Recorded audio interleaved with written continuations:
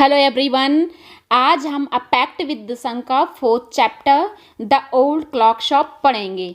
इसमें एक पुरानी घड़ियों की दुकान है। इसका ऑनर है रे। वह बूढ़ा और बहरा है। जब वो अपनी शॉप बंद करने वाला ही होता है कि टू शॉपर्स उससे मिलने आ जाते हैं, लेकिन बाद में ये पता लगता है वो शॉपर्स नहीं बल्कि कोई और ही है। तो आइए इसका वर्ड टू वर्ड हम जान लेते हैं। It's Christmas eve and closing time for shops. Christmas eve Christmas day के एक शाम पहले को बोलते हैं और सारी शॉप्स का बंद करने का वक्त हो चुका है। Ray's old clock shop is still open. Ray की पुरानी घड़ियों की दुकान अभी भी खुली है। Two shoppers call at this late hour. और उस एंड मोमेंट पर उस टू शॉपर उसे मिलने आते हैं। Shopper means customer. Christmas Eve had arrived. Christmas Eve आ चुकी है। As last minute shoppers were going home. अंतिम ग्राहक भी अपने अपने घर जा चुके हैं। A thick white sheet of snow lay over Salt Lake City USA. USA का सॉल्ट लेक सिटी पूरी तरह से बर्फ से ढकी हुई है। ठीक है, white sheet of snow means बर्फ की सफ़ेद चादर वहाँ पे बिछी पड़ी है। Yet the lights were still burning in the old clock shop. फिर भी यट मीन्स कि अभी भी ओल्ड क्लॉक शॉप जो रे की है उसमें लाइट अभी भी जल रही है। Ray its old deaf owner worked on a clock he had sold that day. Ray जो कि बूढ़ा है और बहरा है, उसने एक घड़ी पर काम किया था जो कि उसने उसी दिन बेचा था। अब उसका काम खत्म हो चुका है। हैविंग फिनिश्ड हिज वर्क रे stood up and was on his way to the back room when a cold rush of air from the front door hit the back of his neck। तो अपना काम खत्म करके वो पिछले room में जाने ही वाला था कि फ्रंट डोर से ठंडी हवा का झोंका आया और उसे गर्दन के पिछले हिस्से को टच किया। He turn to meet a last minute shopper. उसे लगा कि शायद कोई कस्टमर उसे मिलने आए हैं, but His old wise eyes told him that this was not a shopper। लेकिन उसकी बूढ़ी और पारखी नज़रों ने बता दिया था, यानी कि वो समझ गया था कि वो कोई शॉपर नहीं था। He saw two men, one in his 20s and other closer to 50। उसने दो आदमियों को देखा, एक की उम्र 20 के आसपास थी और दूसरे की 50 के आसपास। The younger man remained at the door। तो उसमें से छोटी उम्र वाला आदमी वो दरवाजे के पास ही रुक गया। The older man approached the counter with no sign of friendliness in his eyes। और बड़ी उम्र वाला आदमी काउंटर के पास आया, लेकिन उसकी आंखों में दोस्ताना कोई रवैया नहीं था, बेरुखी टाइप की थी। Ray was able to hide his growing fear as he slowly pushed a notepad and a pencil across the counter। तो रेज को हालांकि डर लग रहा था, लेकिन वो उसने बड़ी सावधानी से उसको छुपा लिया और उसने धीरे से काउंटर पर नोटपैड और उसके ऊपर रखी हुई पेंसिल उसके सामने खिसका दी। He smiled at the unfriendly face. वो उस अजनबी चेहरे को देखकर मुस्कराया। Then pointed to his ears and shook his head from side to side. और फिर उसने क्या किया कि अपने कानों की तरफ इशारा किया और अपनी गर्दन यानी कि अपना सिर इधर साइड टू साइड माने कि बायां दायां हिलाया। बायां दायां हिलाया मीन्स मतलब कि इस तरह से उसने हिलाया कि जैसे कि वो सुन नहीं सकता है। A quick look of surprise change the man's face as he study the notepad. तो अचानक से उस अनफ्रेंडली फेस में जो एक्सप्रेशन थे वो अचानक से चेंज हो गए हैं जैसे उसने नोटपैड को देखा। Then turn and said something to his friend. और फिर वो अपने फ्रेंड की तरफ मुड़ा और उसने उसे कुछ कहा, क्योंकि रे तो जान ही नहीं पाया, क्योंकि हम जानते ही हैं क्योंकि वो बहरा है। Ray use the chance to look closely at the man. तो रे को क्या हुआ कि उस आदमी को करीब से देखने का एक मौका मिल गया। Paying attention to the shape of a gun and a restless hand in the men's right coat pocket. फिर उसने क्या देखा कि उसके कोट के राइट पॉकेट में एक गन है और उसमें से उसका बेचैन हाथ भी है। बेचैन हाथ मीन्स जब कोई कभी भी हम गंदा काम करते हैं या गलत कर रहे होते हैं तो हमें हल्की सी बेचैनी होती है। जब हम सही होते हैं तो बिल्कुल एकदम शांत होते हैं। तो उसी टाइप की रेस्टलेस हैंड, क्योंकि उसमें गन था, वो आदमी थोड़ा गंदे इरादे से आया था। Anger boiled with in him, उसको बहुत ज़्यादा गुस्सा आ गया रे को।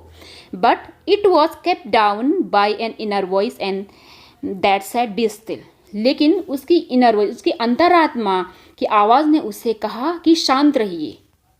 He wrote on the note pad, may I help you, उसने भी नोट पैड पर लिखा, क्या मैं तुम्हारी कोई सहायता कर सकता हूँ। For the first time the older man look directly at रे एंड स्माइल, फिर उस आदमी ने रे की तरफ देखा और मुस्कुराया। कैसी मुस्कुराहट थी वो? अ क्रूअल मॉकिंग स्माइल, मतलब कि एक खतरनाक सी मस्खरी टाइप की स्माइल थी वो। They both understood why he was there, क्योंकि वो दोनों जानते थे कि वो वहाँ क्यों आया है। Why his friend remain at the door, क्यों उसका फ्रेंड दरवाजे पर ही रुक गया है। They looked like man who were down on their luck, वो ऐसे लग रहे थे मानो कि किस्मत के मारे हों। And were now ready to try something that would later be sorry about, और वो अब ऐसा कुछ भी करने के लिए तैयार थे जिसके लिए कि शायद बाद में उन्हें पछताना पड़े। अब यहाँ पर देखिए, Ray knows that his visitor are in need, क्योंकि रे जानता था उसे मिलने वाले मुसीबत में हैं, यानी कि उन्हें किसी चीज़ की ज़रूरत है। He accept an old watch in exchange for a good sum of money, उसने उसकी पुरानी घड़ी के बदले कुछ पैसे दिए।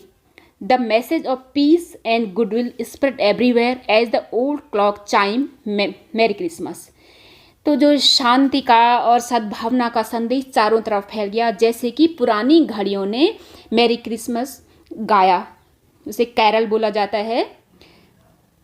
सारी घड़ियों ने सारी घड़ियाँ इकट्ठे बजने लगी। द क्लॉक्स टिक्ड ऑन, रे कामली रोट अनदर मैसेज, घड़ी ने टिक टिक करना शुरू किया और रे ने शांति से दूसरा मैसेज लिखा। Have you come to pick up a clock और अ वॉच, क्या तुम यहाँ कोई घड़ी या वॉच लेने आए हैं। Then he pointed to the lawn board fill the hanging clock, फिर उसने उसके पास एक हैंगिंग बोर्ड था, उस पर घड़ी और वॉचेस टंगी होती थी। वो पुरानी घड़ी वो लोगों को अक्सर लोन भी दिया कर, वो लोग जिससे कि लोग अपना पुराना सामान उसके पास गिरवी रख देते थे और उन्हें ज़रूरत से भी ज़्यादा दे दिया करता था, और जब वो वापस अपना सामान छुड़वाने उसे पैसे देते थे और कोई इंटरेस्ट भी रे उनसे लेता नहीं था, वो काफ़ी काइंड नेचर का भी था। तो he was not a pawn broker, pawn broker means साहूकार, क्योंकि वो हालांकि वो साहूकार नहीं था, वो बहुत काइंड नेचर का था।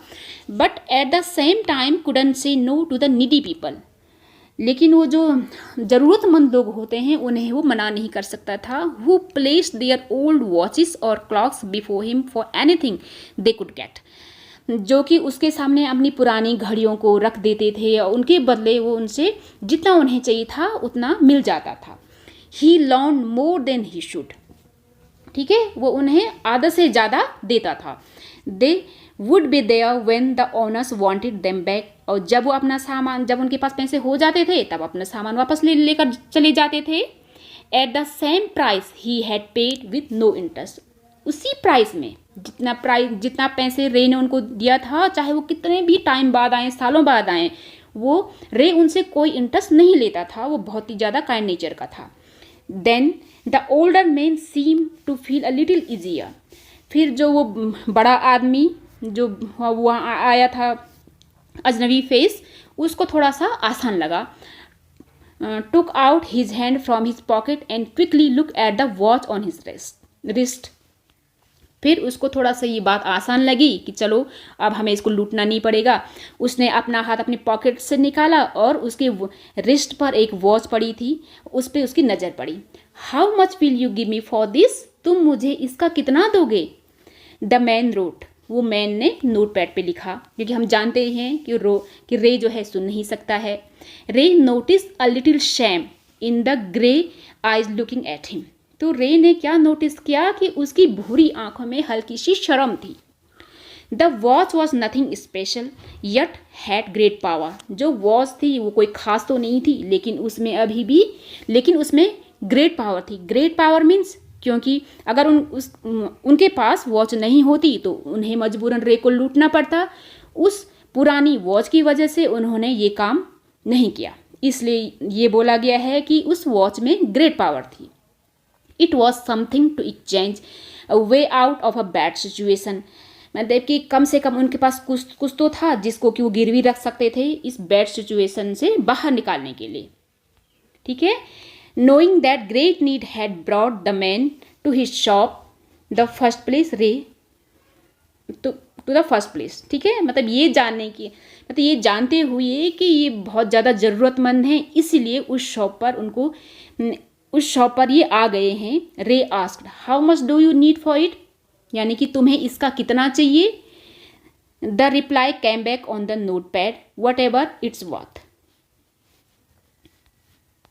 ठीक है, फिर अगली तरफ से नोट पैड पर कुछ रिप्लाई आया, वट एवर यानी कि जो भी, वर्थ मीन्स कीमत, की जितनी भी इसकी कीमत है।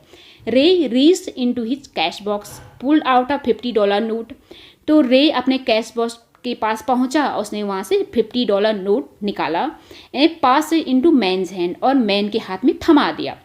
As they shook hand Ray looked into man's eyes. तो जैसे उन्होंने हाथ मिलाया तो रे ने डायरेक्टली उसकी आंखों में देखा। दे सीम टू से, मानो कि वो उसे कह रही थी थैंक यू। हालांकि उसने ऐसा बोला नहीं, लेकिन उसको उसकी आंखों से देखकर लगा कि उसे थैंक यू बोल रहा है। They both new the watch wasn't worth that much, क्योंकि वो दोनों अच्छे से जानते थे कि जो वॉच थी वो उस लायक तो थी नहीं। Before turning to leave the main route, मतलब जाने से पहले उस आदमी ने लिखा I will be back to pick up it as soon as I came, यानी कि इसको लेने जितनी जल्दी हो सके मैं इसको ले जाऊंगा, मेरी क्रिसमस, ये उसको विश कर दिया। The little story ended on the half hour with the clocks starting all together. तो जब ये आधा घंटा ही हुआ था कि सारी घड़ियों ने इकट्ठे बजना शुरू कर दिया। The time pieces which had been looking on silently all the while rang out the time with such feeling that even Ray thought he could hear them। जो टाइम पीसेस ये घड़ियों को बोलते हैं, यानी कि वो सारी घड़ियाँ जो ये सब चुपचाप देख रही थी इकट्ठे बजने लगी, और मानो ऐसा लगा कि रे भी उनको सुन सकता था। Their sweet musical message was filled with hope. उनका प्यारा सा जो ये संगीतमयी संदेश था वो सभी जगह, आशा से सभी जगह फैल गया। The timeless message of piece on earth goodwill towards all. कौन सा मैसेज था उनका? शांति और शुभकामनाएं इस धरती पर हर जगह फैली। Was felt by 3 men who stood in the old clock shop. और ये message peace on earth and goodwill spread all, ठीक है, ये मैसेज उन तीनों ने जो कि पुरानी घड़ियों की दुकान में खड़े थे, उन तीनों ने ये सब महसूस किया। Thank you.